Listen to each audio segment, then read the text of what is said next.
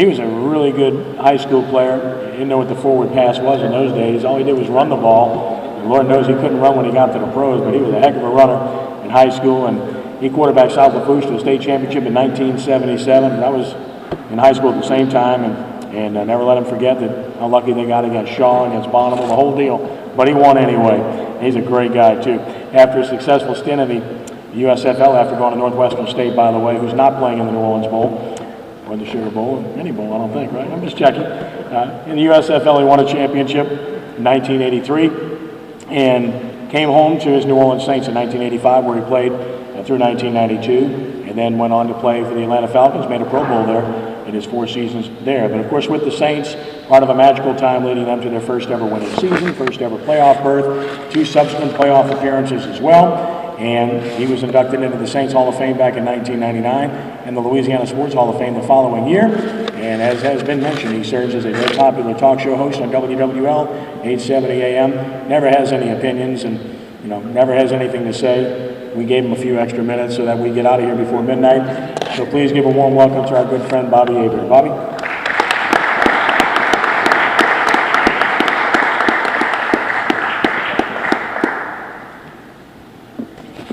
That is for short people, Ken. Yeah. Now, don't laugh at me. I forgot my glasses. I told my wife, I go, man, give me your glasses. I can't read anything. When you start, I knew when I hit 45, it started going, downhill. Oh, I'll be like a rock star now.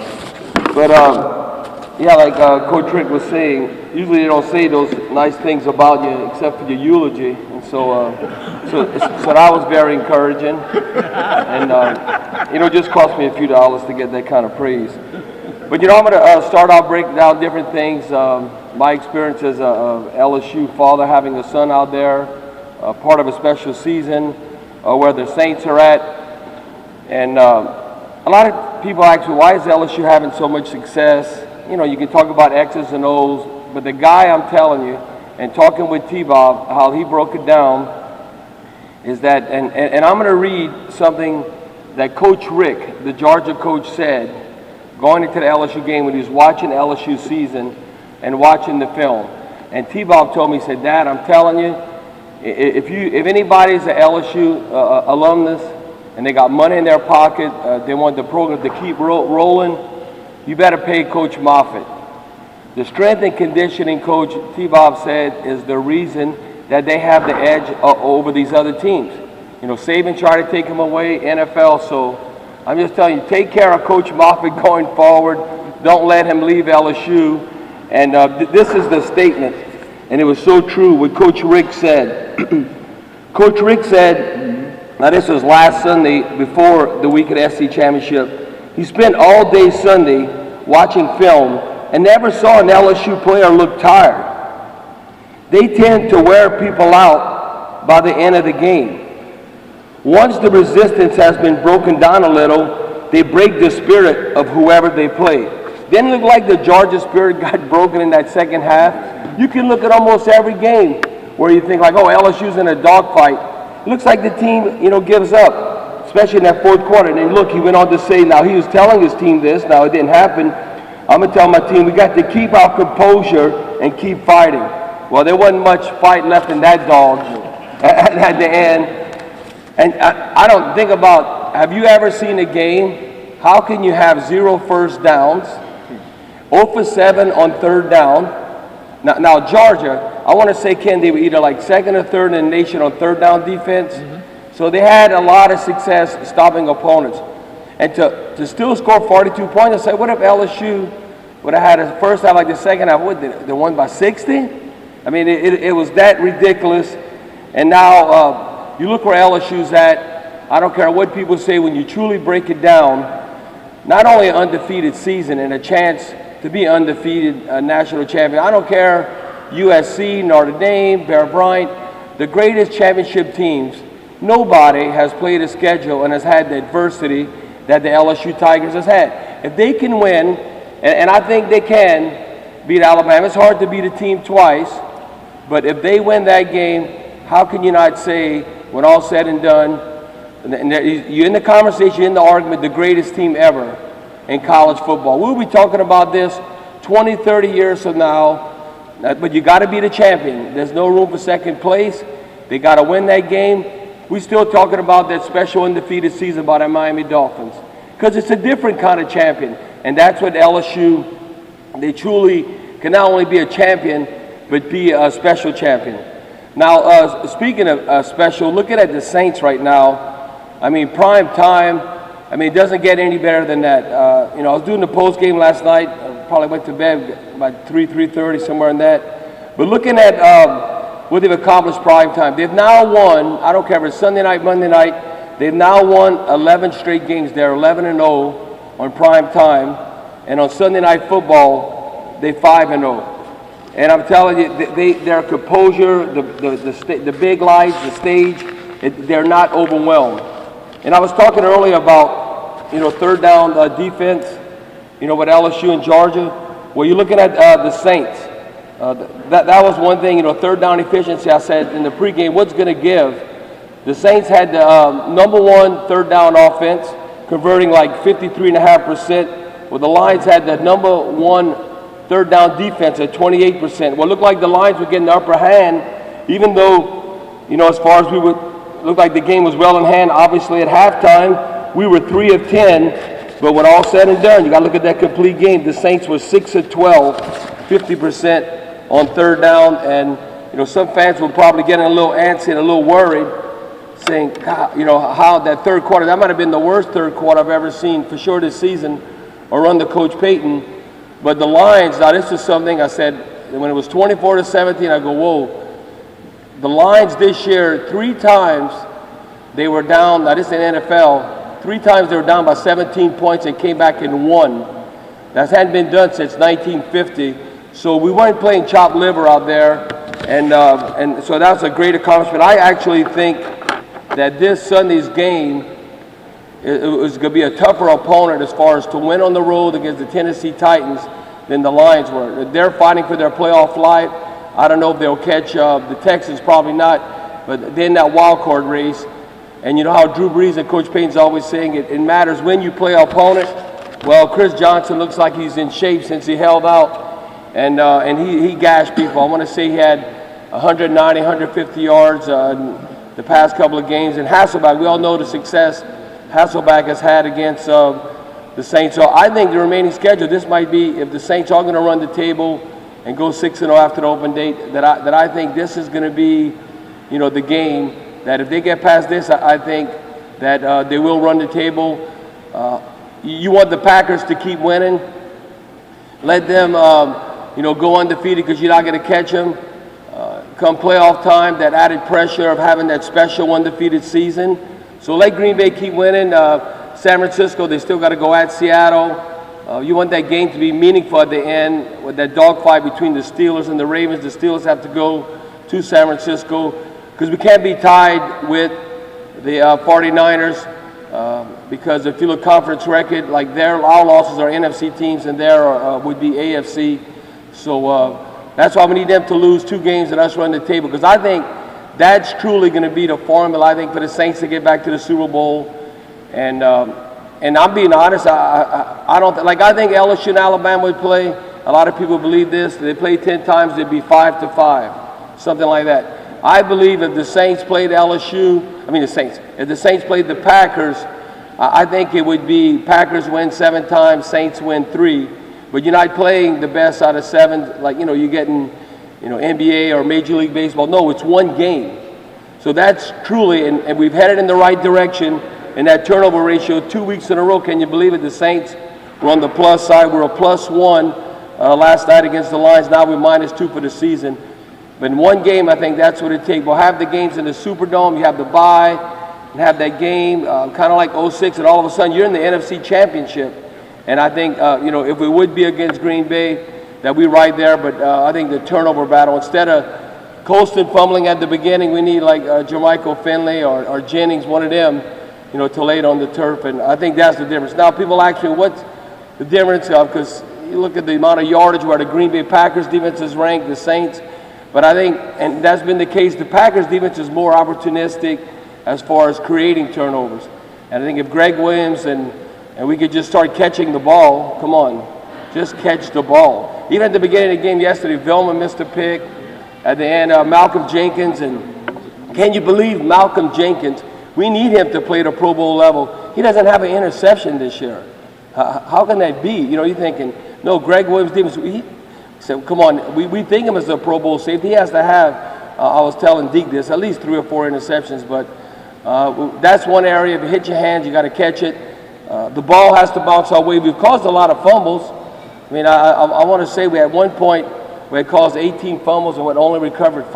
I mean, it's about the ball not bouncing your way, but I mean, it doesn't get any better than this. I can remember back in the spring and before training camp started, you know, 2 days for LSU and the Saints. You look at the expectations. I said it doesn't get any better than this if you're a football fan in Louisiana. Look how the Saints, to show you how relevant LSU and the Saints were, to kick off the season.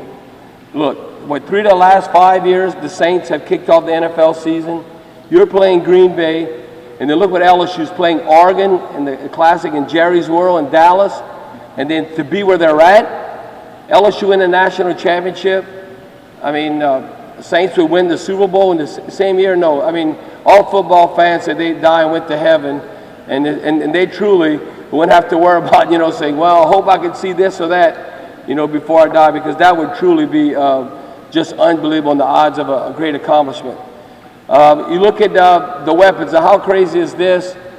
You look where the Saints' offense is right now. The greatest show in turf, I think the greatest show in turf is going to be in the modern age and not so much St. Louis Rams. I mean, I'm talking about a decade later. Look at what we all thought of Marshall Faulk and the Rams and where the Saints are right now. They're better than we won the Super Bowl. Look at the weapons. Jimmy Graham, the first tight end now to have over 1,000 yards receiving. Darren Sproles. Now you see those shirts with number 43 in the back. They don't have Sproles' name. They have Reggie Who. So, and Reggie's done a nice job with the Dolphins as of late, but he's still not on that level of a Darren Sproles and a great individual and run between the tackles. No, they got so many weapons that you almost have to pinch yourself. And we're all going to say this one day, I'm telling you. And, you know, some fans, I hear them during the game, they're so ridiculous. If Drew throws a incompletion, or like that third quarter, maybe they're trying to go, oh, come on, Drew, what's wrong with you? And I'm like, what? He has to, they think he has to play perfect and never have any mistakes. That just frustrates me, that I almost want to get in the flesh and grab this fan. Like, what are you talking about? Do you know what you're watching? Are you drunk right now? Why are you even making that statement? But you shouldn't even be blasting the Saints offense. You should be happy, because once Drew's not there, you could be going, God, remember when we had Drew Brees? You're going to, reflecting back, it'll be, 10, 15 years from now. But again, great time to be a football fan in Louisiana. I told T-Bob I was so proud of him. The great thing, he's part of the winningest program ever in LSU history, the most wins in a 5-year period, has a chance to be a part and win 2 national championships. He was part of that 2017 when he was redshirted, and now I told him he's hanging in there, being an ultimate team player. He's been a little frustrated as of late, maybe not quite playing as much as he would have liked to. He's probably, I want to say the Ole Miss game he played almost 2 quarters, and then Arkansas, then the game, Arkansas, it was like almost 2 quarters. Then in the SEC championship, he played a little over a quarter. But I told him, just keep hanging in there. You're one of those leaders. And what I was proud of him is that I told him, look, so that's a great accomplishment. Out of all the linemen right now, you have the most starts. You have 26 starts in the LSU uniform. He leads the team in knockdowns out of all the offensive linemen. Not only lead the team in knockdowns, but also per capita amount of snaps and knockdowns. He's by far number 1. And so, Coach Miles obviously looking for the future. You see Williford a lot in there. And Williford's a beast. He's 6'7", basically 330 pounds. But I told T-Bob just hang in there and keep fighting. And I think he'll have an opportunity to play on the next level. I don't know if he'll make it, but he'll go to camp or something like that. But it's just amazing the depth that LSU has at every position. Look at the significance now of a Kenny Hilliard and where he's at. I mean, now, you think he's a fullback, and then all of a sudden now, no, he's the running back. No, he's the hot running back. Give him the ball. You know, I mean, it's amazing all the depth, how Jared Lee has handled things with Jordan Jefferson, because who knows? I still think this time around we're going to have to make a few throws against Alabama's defense that like we made when we beat them in Tiger Stadium. You know, we obviously threw the ball a whole lot better that game compared to for the Alabama game this year when we came out on top. But you know, it's just a great scenario situation. Football fans, like I said, LSU and the Saints. Now hopefully Tulane can turn it around. I know my dad wouldn't agree with that. You know, to show you how crazy my dad was, he says, you know what? He says, to show you how much I care about Tulane, because I told him, no, I want everybody in Louisiana, you know, to do well. Tulane, LSU. He goes, I tell you what, if Tulane was played in Russia, I'd cheer for Russia. To show you how a diehard LSU fan he is. Like he'd always tell me growing up, he would say, well, he goes, you know what? He goes, I hope the Saints win, but he always tell me LSU has to win. There was no choice, just a diehard, you know, LSU fan, and you know he had a stroke and he can't drive no more. So I was fortunate. I took him to the Dallas game when they played Oregon, and I couldn't get away because of the Saints schedule. My brother took him to West Virginia, so he's had a great experience, especially you know, with his grandson playing for LSU. And you know, I told you that story before when. You know, T-Bob grew up 70 miles from Athens, had a chance to go to University of Georgia. Coach Tuberville was at Auburn, an opportunity there. Bebe Ogeron, a guy who won the high school state championship with South Lafourche, was the head coach at Ole Miss then, and he grew up knowing Bebe until Ole Miss. And you know, and my dad said the only team maybe I hate more than Tulane is Ole Miss. So I said, how can a Cajun that I know grew up with, you know, be coaching there? And so it was like a no-brainer. He said, "Well, we're gonna let T-Bob make his own decision, until we think it's the wrong one." And I said, "Well, I'm gonna support him no matter what decision he makes." And so all of a sudden, when he told my dad, "I think I'm gonna go to LSU," my dad just broke down and started crying. And then T-Bob looked at me and goes, "Whoa!" He goes, "I know it meant a lot to Papa, but I didn't know it meant that much." He was like, "Man, I'm so glad I chose LSU." You know, and stuff, but it just shows you the passion of the LSU alumni base and what they think of that team, and it's in the blood. I told you that story. My dad's claim to fame, he still talks about, you know, having an ROTC class with Billy Cannon. You know, in those days you had to take ROTC, and he'd bring up that, and a season ticket holder ever since he graduated in '61, and no, he just thinks it's unbelievable how dominant the LSU Tigers are right now. But to be dominant going forward, I'm telling you, anybody who got stroke, Herb, you talk, take care of Coach Moffitt.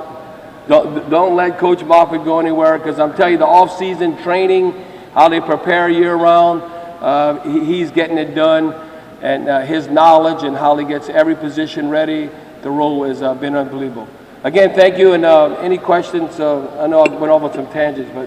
Raise your hand if you have a question. Over here. What do you think about the fact that the season playing again, or would you rather? Well, yeah.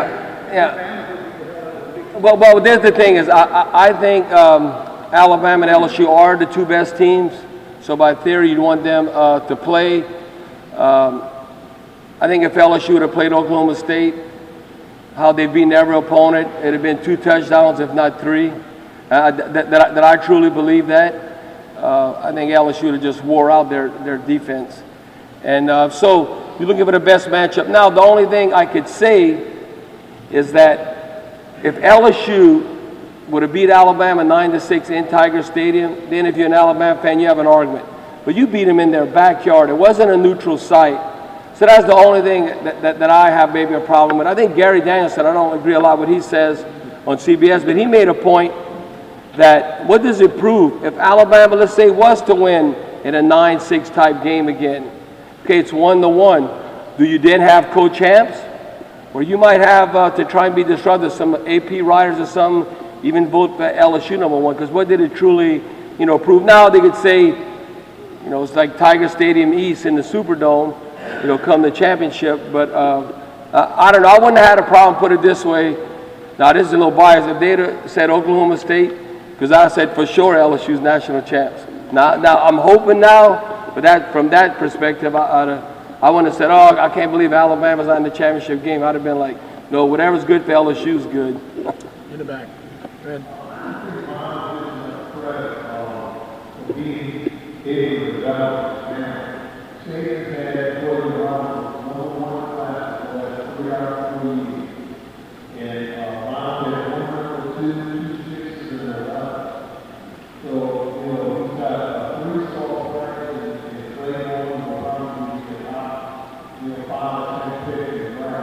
Right. And I think Reed was fourth ball moving for Frisco.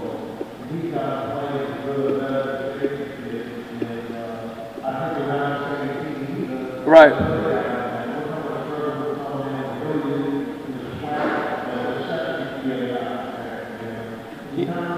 Yeah, no, it's amazing the job Coach Miles has done.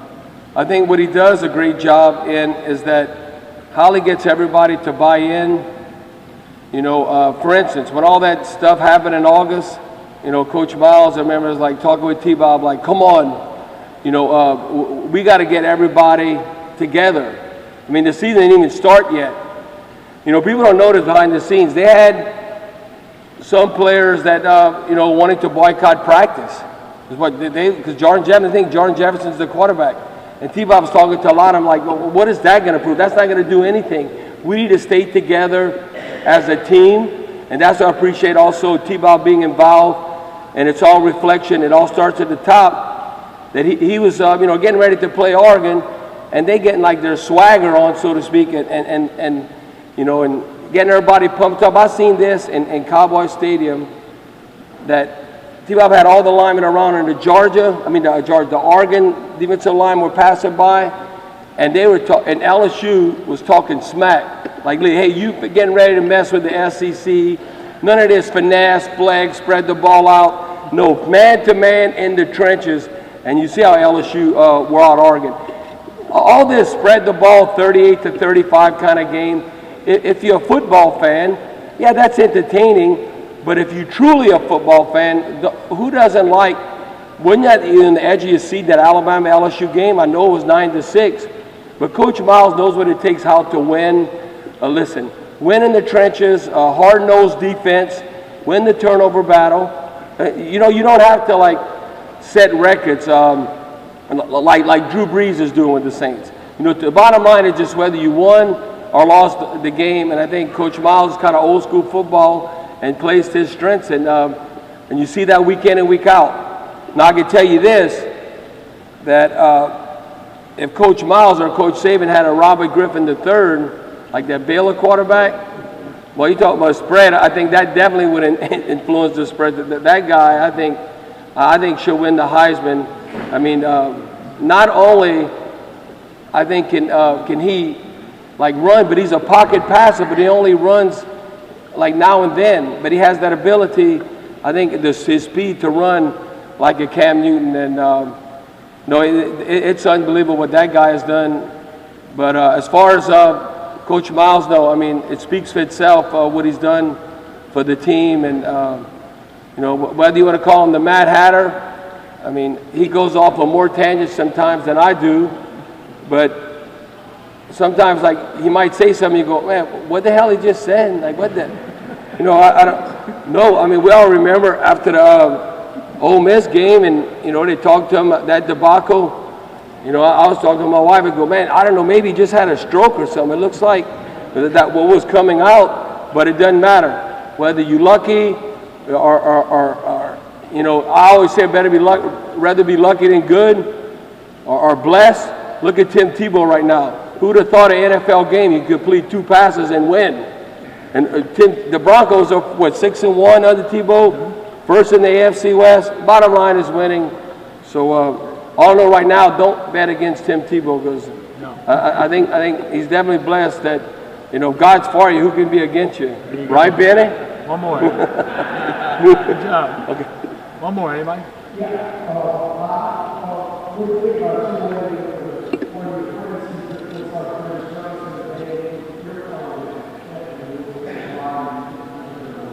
Yeah, no, I think Coach Johnson is unbelievable. I think he's a big reason why the Saints receiving core is so productive. I mean, they all in, how they run block. It's unbelievable the effort that he gets out of those players. Now, I don't know how they're going to pull this off, though. Are they going to look at next year? It doesn't really count for Tulane because I don't know if there's enough hours in the day. He's still going to be coaching the Saints. And if they do go all the way to the Super Bowl well into February, when does he have time to recruit? I don't know how he's going to do it. But maybe, you know, I guess he could pull off miracles behind the scenes. I know that's going to be difficult. Ken and I was talking about because, you know, for him to still coach the wide receivers in the Saints and then handle the recruiting process for Tulane, that could be extremely difficult. But he's from here, familiar with the area. But I would be surprised if he does not do a great job. One more.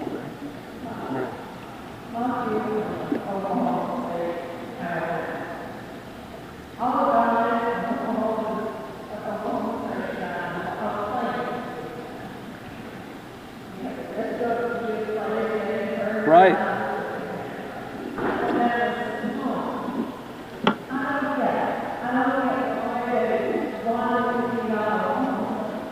Well, the only thing is that I think people really think that the best two teams are LSU and Alabama. Even if Oklahoma State crushed Oklahoma, I thought they might have a chance if people would change their vote and vote Oklahoma State.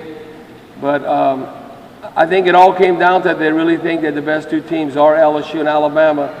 And really deep down, if you're not, okay, what's in the best, almost guaranteeing a win for LSU, the percentages, you'd have to say that Alabama. Do you think, come on, in your heart, Marie, do you think Oklahoma State could beat Alabama? I think they would get crushed. No, I don't think Oklahoma State could beat LSU or Alabama. I think Alabama would crush them like we would crush them. Yeah. Yeah. Okay.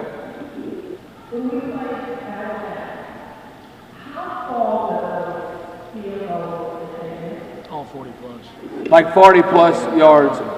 Like One was over 50, two were in the 40. Yeah. It wasn't like a chip shot. You know, like what was the chip shot that Alamo missed? The only one was the West Virginia game where he missed. You'd say Alamo missed one against West Virginia. Yeah, West Virginia that you'd say like, oh, you know, you got to make that. But no, it wasn't like Garrett Harley missing that field goal against the Falcons in the dome. No, it wasn't like that. Okay. Can you give me how far was LSU's field goals? In the Alabama game? Yeah. Short. Shorter, so we were closer, yeah. Short, yeah. Under 40. Under 40.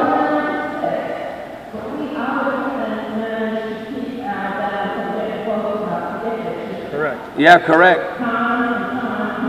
And we ran for more yards than Alabama. No, Trent Richardson held them under 100 yards. We ran for more. Listen, Coach Saban, whether they still got diehard Louisiana people that love Nick Saban. He did a great job for LSU, but the last two games against LSU, Coach Saban got out coached. That's the truth. I mean, you know, whether Saban lovers want to admit that, you want to talk about playing not to lose.